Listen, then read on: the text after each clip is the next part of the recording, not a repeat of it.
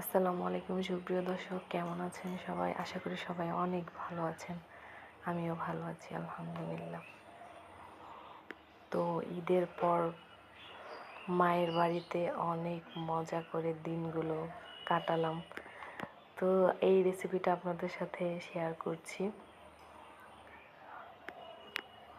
দেখুন, তো মা বলছিল যে কি খাবে সেটা হচ্ছে তুমি নিজের থেকে করো আজকে। তো আমি ভাবলাম যে একটু নুডলস করি, কারণ গুস্ত তো খাইতে ইচ্ছা করছে না। তো তখন ভাবলাম যে একটু আপনাদের সাথে শেয়ার করি আর হচ্ছে রান্নাটা করি। তো নুডলসটা হচ্ছে আমি দিয়ে দিচ্ছি। আর এখানে এত সুন্দর বাতাস আসছিল, অনেক সুন্দর বাতাস আসছিল। আমাদের পিছনে হচ্ছে জাম্বুরা গাছ, চালতা, আম, তারপরে হচ্ছে করমচা, সবগুলো গাছ আমাদের এখানে আছে। এত সুন্দরভাবে বাতাস আসে, মন জুড়াইয়ে যায় রান্না করতে। তো অনেক মিস করব। তো দেখুন, এখানে হচ্ছে আমি নুডলসটাকে সিদ্ধ করে নিচ্ছি।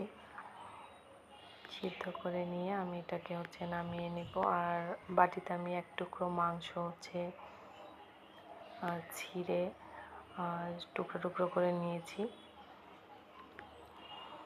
তো দেখুন, এখন আমি হচ্ছে নুডলসটাকে পানি ঝরিয়ে নিব।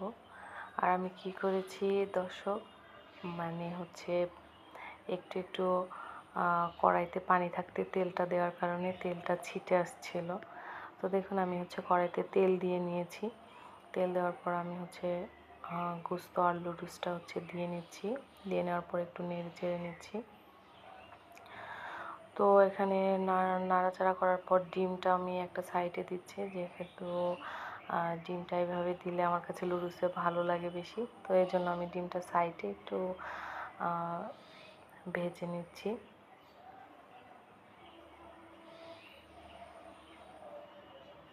তো দেখুন, ডিমটাকে হচ্ছে আমি ভেজে নিচ্ছি।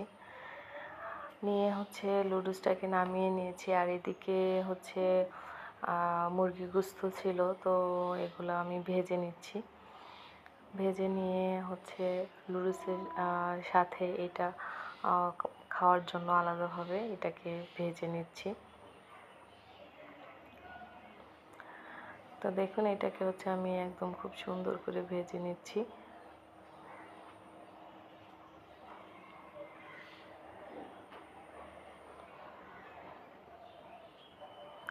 এটাকে ভালোভাবে না ভাজলে আসলে খেতে তেমন ভালো লাগবে না।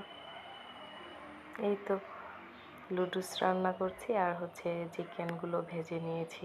এটাই আমি হচ্ছে মায়ের রান্নার রুমে আমি এটা করছি, আর এটা আপনাদের সাথে শেয়ার করলাম।